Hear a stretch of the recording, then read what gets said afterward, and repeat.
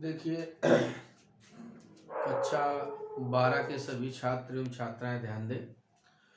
आज आपको आवर्धन क्षमता निकालनी सिखाई जाएगी। इस वीडियो में किस प्रकार से किसी प्रकाशिक यंत्र की हम आवर्धन क्षमता निकालते हैं, इसके बारे में सूत्र कैसे प्राप्त करेंगे वो आपको इस वीडियो में सिखाया जाएगा। तो चलते हैं, हम सबसे पहले आपको ये बता दें कि आप लोगों ने जो पिछले वीडियो में देखा है इसके बारे में, यानी कंपाउंड माइक्रोस्कोप के बारे में, यानी यौगिक अथवा संयुक्त सूक्ष्मदर्शी क्या है इसके बारे में पढ़ा। देखिए स्टूडेंट्स, ये आपको पता होना चाहिए कि ये अत्यंत महत्वपूर्ण टॉपिक है आपके प्रकाशिक यंत्र का। यानी हर साल परीक्षाओं में इससे संबंधित कुछ न कुछ अवश्य पूछा जाता है, इसलिए हमको पूरी तैयारी के साथ इन प्रकाशिक यंत्रों को तैयार करना है। तो हमने जैसे आपको पिछले वीडियो में ये बताया था कि प्रकाशिक यंत्र से संबंधित जो हमने एक प्रकाशिक यंत्र यानी ये वाला लिया था संयुक्त सूक्ष्मदर्शी, इसमें ये आपको बताया गया है कि ये है क्या, इसकी रचना बताई गई, इसका समायोजन बताया गया और इसके द्वारा प्रतिबिंब कैसे बनता है ये भी आपको बताया गया। अब हम आपको आज के वीडियो में ये बताएंगे कि इसके द्वारा यानी हम इस प्रकाशिक यंत्र की आवर्धन क्षमता कैसे ज्ञात करेंगे, यानी मैग्नीफाइंग पावर हम कैसे ज्ञात करेंगे। तो इसके लिए हम ध्यान देते हैं पहले इसके व्यापक सूत्र पर। जब व्यापक सूत्र निकल आएगा उसके बाद तब हम इसकी दोनों स्थितियों पर ध्यान देंगे। एक स्थिति होगी तो यही होगी जो जिसका फिगर आप देख रहे हैं, यानी जब अंतिम प्रतिबिंब स्पष्ट दृष्टि की न्यूनतम दूरी d पर बन रहा हो। एक तो यही होगा और एक दूसरा होगा जो आप जानते हैं कि स्पष्ट दृष्टि की दूरी वाला हो गया और दूसरा अनंतता वाला हो गया। हालांकि इसके बीच में भी प्रतिबिंब बनाए जा सकते हैं, परंतु उन स्थितियों का वर्णन हमें नहीं पढ़ना है, हमें केवल यही दो पढ़ने हैं। एक पढ़ना है स्पष्ट दृष्टि की न्यूनतम दूरी के लिए और एक पढ़ना है अनंतता के लिए। तो चलते हैं, सबसे पहले हम आवर्धन क्षमता समझते हैं कि यह आवर्धन क्षमता है क्या। तो हम आपको बता दें आवर्धन क्षमता क्या है। किसी प्रकाशिक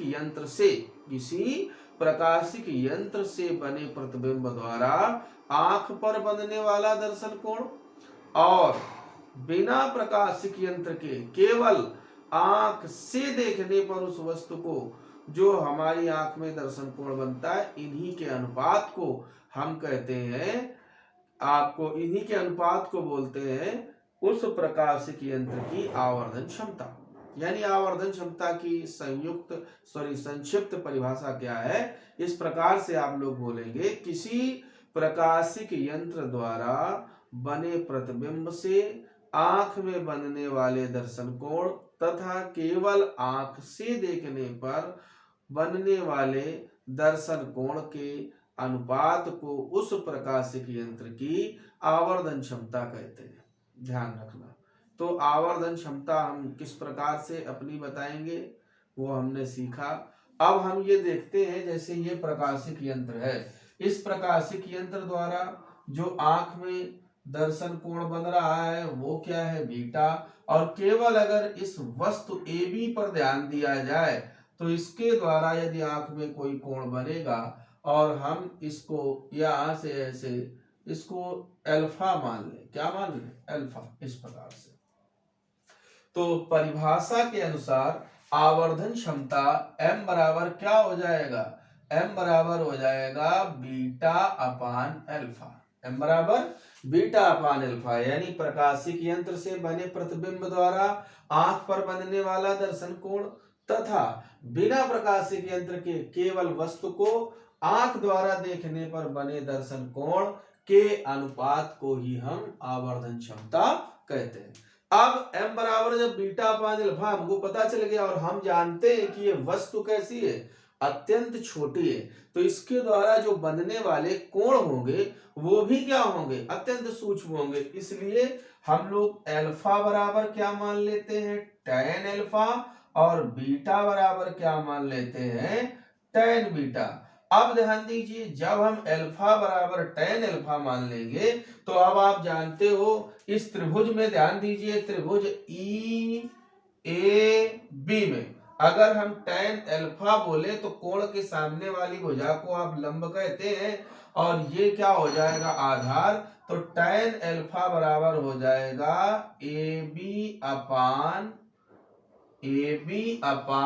EA, AB अपान यानी लंब बटे आधार। अब अगर आप tan बीटा में जाएंगे तो कोण तो A double dash B double dash के भी कारण बीटा बनेगा, लेकिन ये प्रतिबिंब कैसा है, आभासी है, तो हम इस पर ध्यान नहीं देंगे, हम A डैश B डैश से देखेंगे। तो A डैश B डैश से हमें क्या पता चलेगा, A डैश B डैश से हमें ये पता चलेगा कि ये है इस कोण के लिए ये लंब का कार्य करेगा और आधार होगा EA डैश, यानी त्रिभुज EA डैश B डैश से अगर आप ध्यान दें तो बीटा बराबर tan बीटा तो हम रख सकते हैं क्योंकि ये कोण बहुत सूक्ष्म है, यदि हम रेडियन में नापेंगे तो हम ऐसा लिख सकते हैं। अब जब tan बीटा मिल गया तो इसका मतलब हो गया लंब बटे आधार, यानी कि A डैश B डैश अपान हम लिख सकते हैं EA डैश। हमें इन tan अल्फा और tan बीटा के मान प्राप्त करने थे। अब हम इन्हीं दोनों को ले जाकर के ऊपर उस समीकरण में रख देंगे और वहां से हमें अपने इसके यानी इस प्रकाशिक यंत्र की आवर्धन क्षमता के लिए व्यापक फार्मूला प्राप्त हो जाएगा। देखिए कैसे प्राप्त करेंगे। तो बीटा की जगह हमने रख दिया A dash B dash upon EA dash. फिर हम देखते हैं कि अल्फा की जगह AB अपान EA अपान EA। फिर ध्यान दीजिए m बराबर यहां से अगर आप ध्यान देंगे तो ये A dash B dash upon AB तो अलग हो जाएगा ऐसे, और इनटू में ये EA नीचे वाला ऊपर पहुंच जाएगा यानी EA अपान EA डैश। अब हमें इस पर फिर से ध्यान देना है कि ये A dash B dash upon AB ये है क्या, A डैश B डैश तो ये प्रतिबिंब है और AB क्या है, वस्तु। तो हमने क्या पढ़ा है, A डैश B डैश प्रतिबिंब की लंबाई है और AB है इस वस्तु की लंबाई। तो हम जानते हैं प्रतिबिंब की लंबाई बटे वस्तु की लंबाई, ये तो आवर्धन है। तो आपने जैसे पीछे पढ़ा है लेंस का आवर्धन, दर्पण का आवर्धन। तो अब आप यहाँ पर ये ध्यान दें होता क्या है, हम ये देखते हैं कि A डैश B डैश जो ये बन रहा है ये किसके द्वारा बन रहा है, ये बन रहा है इस अभिदृश्यक लेंस द्वारा। तो जब इस अभिदृश्यक लेंस द्वारा बनता है ये प्रतिबिंब तो ये कहाँ बन रहा है, इसके कारण दाईं ओर, और वस्तु इसके लिए कौन सी है, AB, ये कहाँ है इसके बाईं ओर। तो अगर हम यहां से इन दोनों त्रिभुजों में समरूपता के नियम से देखें कि इस भुजा का अनुपात बटे इस भुजा का अनुपात, तो बराबर हम क्या लिख सकते हैं, OA डैश अपान OA। अब आप सोचिए OA डैश अगर आप ध्यान देंगे तो इसका मान क्या है, प्लस VO, और यदि आप यहां से ध्यान देंगे OA में तो ये क्या होगा, माइनस UO। अब आप इसको डायरेक्ट भी रख सकते हैं और चाहे तो गणित के छात्र हैं आप लोग इसको आप समरूपता के नियम से कि त्रिभुज OAB और त्रिभुज OA डैश B डैश समरूप त्रिभुज होंगे, क्योंकि ये जो कोण होंगे ये आपस में क्या होंगे, बराबर, और ये तो आप जानते ही हो कैसे होंगे, 90-90 के। तो अब इन नियमों के मुताबिक भी हम ऐसा रख सकते हैं, आवर्धन के अनुसार भी रख सकते हैं, नियमों के अनुसार भी रख सकते हैं। तो हमने ये प्राप्त किया plus VO upon minus UO। अब आप देखिए EA की वैल्यू क्या है, देखिए यहां से E से लेकर के A तक की वैल्यू हम D मान सकते हैं। क्या मान सकते हैं, D। वैसे B डबल डैश के लिए है लेकिन ये लगभग दोनों आसपास ही है, तो हम EA की जगह D तो रखेंगे लेकिन चिन्ह परिपाटी का फिर से ध्यान रखेंगे कि ये नेत्रिका से कहाँ है, बाईं ओर है, तो हम यहाँ पर कैसा डी रखेंगे, माइनस का। और ई ए डैश पर जरा ध्यान दें, ई ए डैश का मान आपको मालूम है यू ई, और वो भी कैसा, अब यह भी बाईं ओर है तो क्या हो जाएगा, माइनस में। तो हमें अपना व्यापक फार्मूला मिल गया, m बराबर minus v o upon u o, या v naught upon u naught, जो भी आप पढ़ना चाहें, v naught upon u naught भी आप इसको पढ़ सकते हो। और इन ब्रैकेट ये आपका माइनस से माइनस कैंसिल हो जाएगा, सिर्फ डी अपान यू ई। ये है आपकी आवर्धन क्षमता का व्यापक फार्मूला। किसके लिए, वो भी उसके लिए जब आप संयुक्त सूक्ष्मदर्शी के लिए व्यापक सूत्र प्राप्त करेंगे, तो आवर्धन क्षमता के लिए आपको यही सूत्र मिलेगा। अब देखिए इसकी दो स्थितियां हैं। पहली स्थिति का तो आपके सामने जिक्र ही है कि पहली स्थिति यही है कि जब अंतिम प्रतिबिंब कहां पर बन रहा हो, स्पष्ट दृष्टि की न्यूनतम दूरी पर बन रहा हो। उस समय आप खुद समझते हो कि प्रतिबिंब की दूरी क्या होगी, डी, वस्तु की दूरी क्या होगी, यू ई, और फोकस दूरी क्या होगी। अगर हम इसकी बात करें अभिदृश्यक लेंस की, तो इसकी हमें रखना हो तो हम क्या रखेंगे, एफ ओ। और यदि हमें कहीं इस नेत्रिका लेंस की रखनी होगी तो क्या हम रखेंगे, एफ ई रखेंगे। क्या रखेंगे। तो अब आप वापस आए और इसके बाद आप अपने फर्स्ट नंबर में हेडिंग डालेंगे कि अब इसकी दो स्थितियां संभव है। और पहली स्थिति उस समय ये होगी, आप ध्यान दें, यहां पर हम लिख रहे हैं कि नंबर 1, जब अंतिम प्रतिबिंब कहां पर बन रहा हो, स्पष्ट दृष्टि की न्यूनतम दूरी, स्पष्ट दृष्टि की न्यूनतम दूरी कैपिटल डी पर बनता हो। तो ध्यान दीजिए, जब यह अंतिम प्रतिबिंब स्पष्ट दृष्टि की न्यूनतम दूरी डी पर बनेगा, तब क्या होगा, तब u बराबर, अगर आप ध्यान दें, किसके बराबर, u बराबर, ये सब है कहाँ, u भी बाईं ओर है, यानी u भी d भी, तो u बराबर क्या होगा, माइनस यू ई, v बराबर क्या होगा, माइनस डी, और फोकस दूरी जरूर एफ बराबर, ये उत्तल लेंस है तो पॉजिटिव होगी, एफ बराबर एफ ई। एफ ई हमने इसलिए इसको लिखा है क्योंकि ये आई लेंस है, यानी नेत्रिका लेंस है, तो ई फॉर आई, यानी इसको एफ ई से, और ये ऑब्जेक्ट लेंस था तो इसको हम लोग एफ ओ से इसकी फोकस दूरी को इंडिकेट करते हैं। आपने देखा भी है यहाँ एफ ओ वगैरह ऐसे लिखा हुआ है।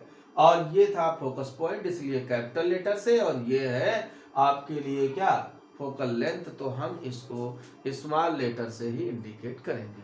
अब आप फिर से ध्यान दें, इसके बाद अब हमें यह देखना है कि इससे हम करें क्या।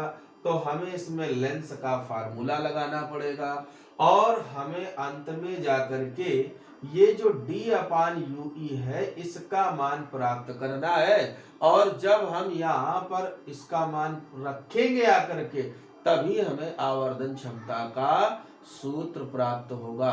तो ध्यान दें, यहां से हम लिखेंगे लेंस के सूत्र से। किसके सूत्र से, लेंस के सूत्र से। तो ध्यान दीजिए, लेंस का सूत्र 1 अपान वी माइनस 1 अपान यू बराबर 1 अपान एफ से। अब आप फिर से ध्यान दें, 1 अपान वी की जगह हम क्या रख सकते हैं, 1 upon minus D, minus 1 upon you की जगह माइनस यू ई, तो ये क्या हो जाएगा, प्लस 1 अपान यू ई बराबर 1 अपान एफ ई।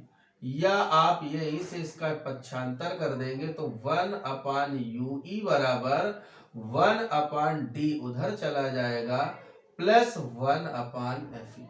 लेकिन हम ये देख रहे हैं कि हमको तो यहाँ से d अपान यू ही रखना है, तो हम एक काम करेंगे, इसके दोनों पक्षों में, इसके दोनों पक्षों में कितने से गुणा करा देंगे, हम गुणा करा देंगे कैपिटल डी से। तो देखिए, हमें जैसे ही गुणा करा देंगे दोनों पक्षों में, तो यहाँ क्या मिल जाएगा, d अपान यू ई बराबर, अब डी से डी कट जाएगा तो 1 plus D upon F E, 1 plus D upon F E, और इसको डलवा देंगे समीकरण नंबर 1। अब हम डी अपान यू ई का मान, किसका मान, डी अपान यू ई का मान कहाँ रख देंगे जाकर के, उसी समीकरण नंबर 1 में। तो हमें तुरंत अपनी आवर्धन क्षमता यानी इसकी आवर्धन क्षमता के लिए फार्मूला प्राप्त हो जाएगा।